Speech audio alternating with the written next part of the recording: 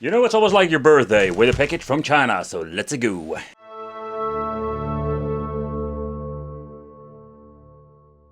How cool would it be if you can revisit the Sega Dreamcast? I have personally so many good memories with this. I didn't buy it from launch here in my country. It was not like super promoted, so I got myself a PlayStation 2 back in the day, and later on when it was getting really cheap I picked up a second-hand one with a lot of games. I must say I had a blast playing on the Sega Dreamcast. What a great game. Think about, let's say, Essica Millennium Fight, Sonic Adventure 1 or 2, especially 2 I really liked, and there were so many good games including Power Stone 1 and 2. There are so many hidden gems on the Sega Dreamcast, but the question remains, if you want to play this on emulation, what can we expect and what can you get? So this video we're going to take a close look what can we actually play on it, with what kind of box. We could have so many options with kind of chipsets, so we're going all full nerdy mode and explain with you which one you should get, or which one will at least emulate the Dreamcast at least good, so you can enjoy it. I want to welcome you to the channel and also the jungle of game boxes. In this video I'm going to focus particularly on a certain platform for emulation. So when it comes to game box, there are so many versions out there, but basically there are only a couple of them or a handful that are quite good when it comes to emulation. But depending on the platform that you want to play, also there we're going to get some significant differences. So that's the reason I want to make these videos, to help you out, to guide you through this jungle of different game boxes, so you know what to get for what kind of platform you want to play. So in the last couple of years I've been buying these things as crazy just to see which one is basically worth your money. Because there is a lot of them out there, they're absolutely completely garbage, they look cool or they look absolutely awful, but they work pretty damn good. Also, I just wanted to explain what it is for the people who have no idea what a game box is and basically what you need to look out for. What is actually a game box? A game box is nothing more than an Android box. And for the people who are thinking, what is an Android box? An Android box is basically like a PCB inside a case that runs on Android. Android is an operating system that gives you the possibility to basically watch some Netflix and do all kinds of cool stuff with it. So nevertheless, just what you're going to get is actually an Android box that they have modified in some kind of a way. We're also going to talk about in this video about the modification, because they did some interesting things lately. So basically an Android box is the similar thing that you can find in your smart TV.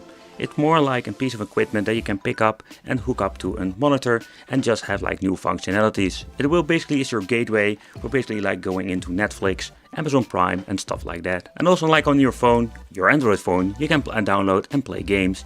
And also you can download emulators and play retro games. There are basically so many different ways to go to. When it comes to the Android boxes, there we have a lot of significant differences when it comes to the quality, the speed and everything that comes with it. But nevertheless, the Chinese are reusing these boxes in different kind of ways. But in short, that is what an Android box is, what you normally can do with it. But let's get into the emulation, what this means and what it is. But okay, so you can just make it yourself. Yeah, so if you're having an Android box and you're just having the software on an SD card, you can just pop it in and you just have yourself the same result. Of course, when it comes to a ready-to-go plug-and-play kit from, let's say, AliExpress or where you can find them, the thing is you will have a complete kit, so that will contain the Android box, the controllers and the SD card. The only unfortunate thing is with these ready-to-go kits that it's going to be a gamble if you're going to get yourself a good controller. They're 2.4 GHz wireless working on 2 AAA batteries. But these are okay quality, but sometimes you're going to get really cheap ones with horrible joysticks and some with some pretty damn D-pads. So is it a great thing to buy? That is something of a gamble. Building your own kit, you can just decide what kind of Android box you want to use, what kind of size SD card and also what kind of quality SD card. So nevertheless, it's going to be way cheaper to do this, and actually emulation can just be downloaded for free. And that's basically something you need to take consideration.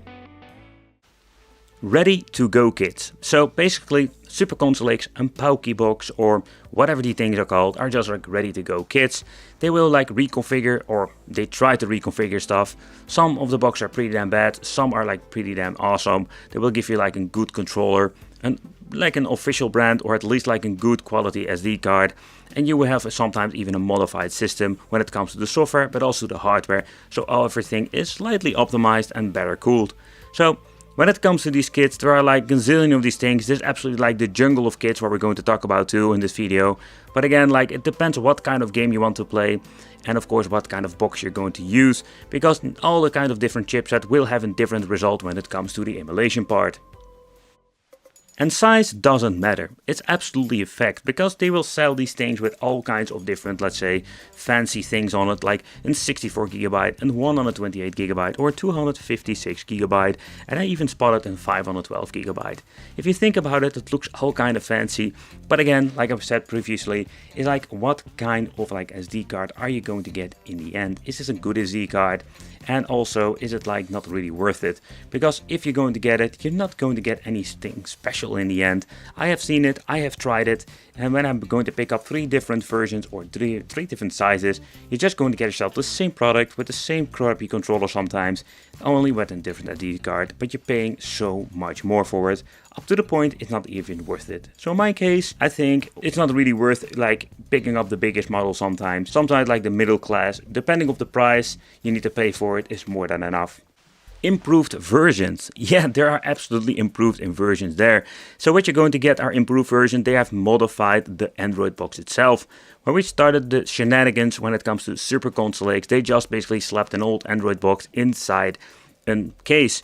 But the main problem was like the heat. These things can get really hot after like using it for a couple of hours, and there was no way of getting rid of it. No active fan, there was like minimum cooling when it comes to passive, and they did some modifications when it comes to these acrylic cases.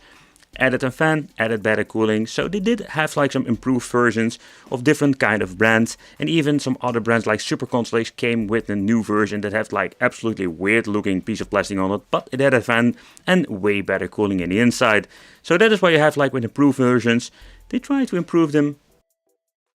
The overall quality, how is it with this?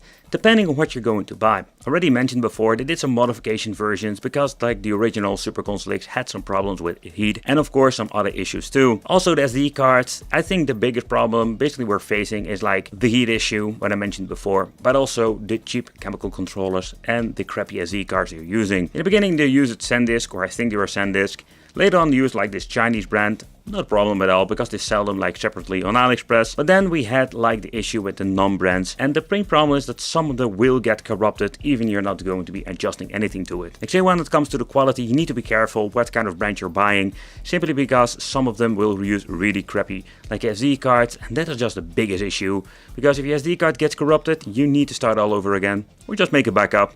That is always better with some Bellina Archer. Nevertheless, that is like when it comes to the quality. The modified versions are slightly better when it comes to cooling and all the other things. But what is the best game box actually for N64 emulation?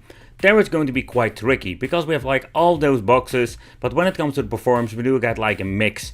So we have like the cheap boxes with the S905, then we have like the box with the S905X3, and all of these boxes will have the option to play N64, but the results are completely different from each other. And don't forget about the GT King. That is absolutely the king when it comes to the emulation boxes at this moment. We have like some different versions, we're also going to talk about that. But also here we have like 3 different boxes with 3 different results. So let's talk about the chip versions and what is basically like in the end when it comes to emulation performance. The first one we're going to talk about is the S905 series. They have all kinds of versions, but we just wanted to show you the improved edition. And yeah, what can we do with it and what are we going to get? But how does it work out with this cheaper S905X model? So we have the possibility to actually play some Sega Dreamcast, but there are some downsides, because this thing running on some old school tech, only having 1GB RAM. The downside is that we have like only option to play native resolution when it comes to Sega Dreamcast emulation. And how does it translate in gaming itself? So two-dimensional games will work, but will have some glitches. For example, with some Marvel's Capcom, you will find stages that have like a shitload of glitching, and you don't find that like a very stable FPS sometimes. And that is the thing that you can expect when it comes to two-dimensional games. When you're going to jump into the three-dimensional games, there you will find some issues, unfortunate. Like games that have like a lot of slowdowns, the games doesn't run like it should be. But again, that is what you're going to get and expect from a very cheap old school Android box that I'm basically using for this. It's very unfortunate, but still have like the option to play as a Dreamcast, but you will have like issues, already mentioned before, with some glitching, frame drops and other problems. But don't get me wrong, this device is capable of running all kinds of games. Dreamcast is a little bit problematic, like other systems, but up to PlayStation 1 you can just play so many cool games. So the S905X chipset is just a fine chipset for, let's say, low-end stuff in my opinion. The next one when it comes to the lineup is the S905X3 model. And this model has so much more to offer. When you're looking at the price compared with the older model, it's not like a big step up, but also when you're looking at the firmware and everything, it was so much better. But how about the S905X3 chipset? How does this work with Sega Dreamcast Emulation? So this thing comes with 4GB of RAM, has a way better GPU, and I can tell you with this chipset you will have like also way better performance. We have better emulation support, or better said, better than 3.9 like the previous one. We have like 4 and higher, so we do have like better, let's say, overall experience when it comes to Sega Dreamcast. I wouldn't expect like super high resolutions with this chip, but on the native resolution you will have so much better, let's say, port. You don't have like a lot of glitches or none at all. Then we have like better support for 2-dimensional games, and if you're going to look into the 3-dimensional games, then we're gonna go into so much more like performance, and everything runs so much better. I think like when it comes to the value of this box, when you're looking at the price, I think it's more absolutely like the middle road when you're looking into the performance, and this thing is absolutely great for Dreamcast performance. If you don't want to have like high-end like full HD or 4K, let's say, resolution upscaling, stuff like that, just enjoy some Dreamcast. With 2-dimensional and 3-dimensional games, you will have like a lot of great time with it, because it does have like a very stable FPS.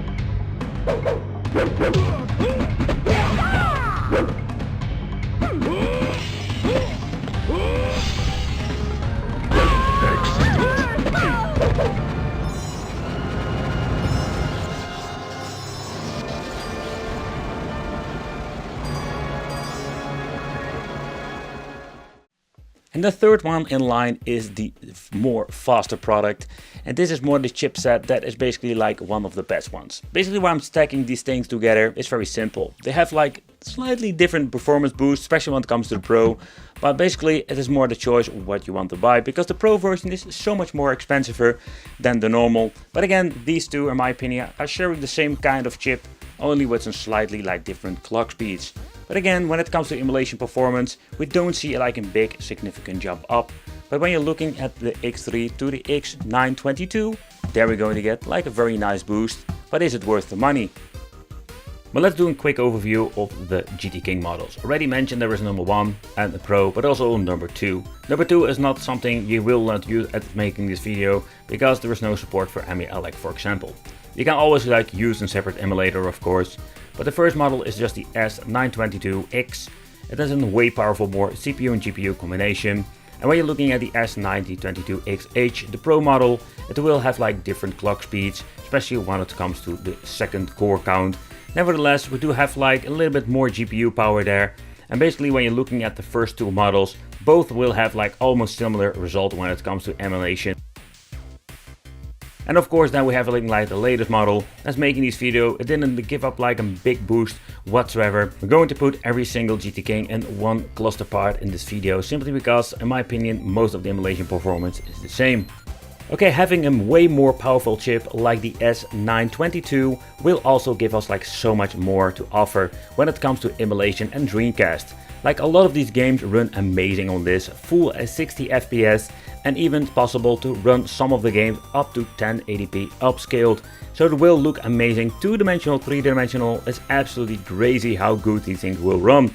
Of course, yeah, I need to point out, depending on what kind of emulator you're using on the back end, I'm a big fan of Red Ring emulator, because it runs so many games very stable, and of course you can even upscale it. Take consideration, if you're going to buy the Android version, you can have only option to upscale to 1080p and 4K, for example. Take consideration the 922X.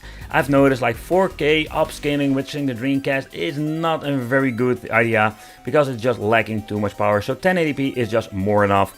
And again, you can just enjoy your games. If you're going to combine this with, let's say, Gamebox or emulation, depending what kind of software version, but so far I know it runs most of the time just on 640 by 480 or the original resolution. But in the end, if you're interested in it, I think the GT King, the lineup will have more to offer for upscaling. But if you just want to enjoy some, let's say, casual like gaming, I think the normal boxes like the S905X3 is more than powerful enough and capable enough to running most Sega Dreamcast games. In my opinion, these are basically the three ways you can go to when it comes to the chipset and support with emulation. The S905 is more like the base model, has a lot to offer, but comes with a lot of problems and a lot of flaws when it comes to emulation on certain systems. Then we have like the S905 IC3. This device has just like new options, new kind of a firmware possibilities, and again it's just a step up. And of course then we have like the other chipset itself, and this chip is absolutely like the king of them all. But again, it will come always with some problems, and I mean like the problems like still having some emulation issues. But again, it has like so much more to offer, and this is basically the lineup of system where you can basically build yourself, get yourself a kit or whatsoever you want to do with it. My personal favorite is the S905 IC3 because it's just a very nice priced piece of equipment and you can play a lot of games on native resolution. Let me know in the comments which one do you prefer. Do you want to have like some upscaling? Then you need to have like a GT King up to 1080p. Thank you for watching. Let me know in the comments if you have any questions. It would be great to see you in the next video, so consider subscribing, hit the little bell, and yeah, just would be cool to see you in the next video.